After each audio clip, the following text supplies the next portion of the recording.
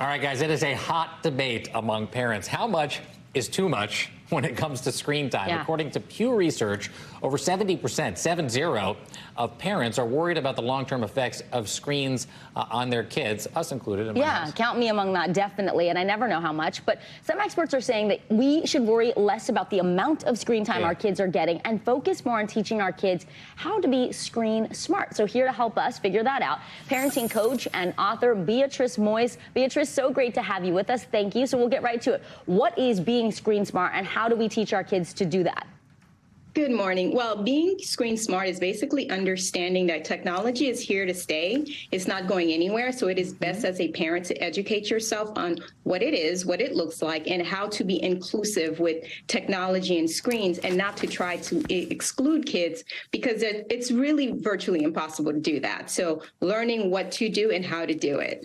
So, Beatrice, I'm asking you, but really this is for my wife, who I hope is tuning in and watching right now.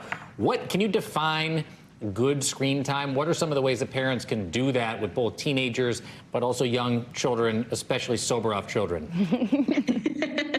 Good screen time is basically good quality content, things that younger kids can enjoy that are developmentally appropriate, but also help with, learning and teaching and help with social emotional growth. So that is good screen time.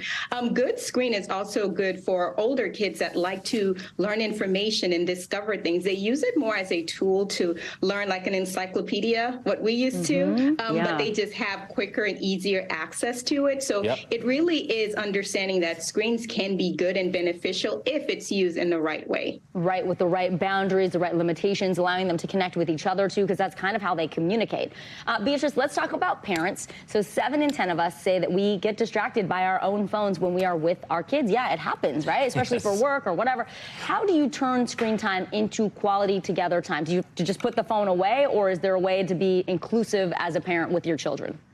Well, it's a combination of both. You put your phone away, your devices away, but then you try to find something that can be inclusive. So you can watch a movie together, you can play a game together, you can do a virtual hunt together. So you have to figure out how to put your own boundaries on the things that are not good for you, but be inclusive with your children. We love watching, holiday movies together, which we're together, but we're all in front of a screen. So we're being inclusive and we're together, but we're not excluding anyone, and no one is in their room doing their own thing.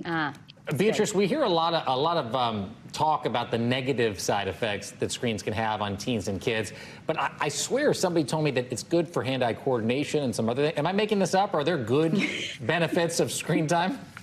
No, you're not making it up. There are plenty of good benefits to screen time. Yes, it does improve with hand-eye coordination, especially for younger kids. It is actually really good social hub, especially for kids and teenagers who are a little bit socially awkward. It opens up your world. Can you imagine finding your people all over the world instead of just being limited to the few that's just around you or at your school? So it creates a different opening and avenue for kids to grow their friendships groups. Beatrice, you are wonderful. That is wonderful advice. It makes me feel a little bit better about letting my kids sit around and watch the screen. Parenting coach and author Beatrice Moyes, thank you so much for being with us. We appreciate it.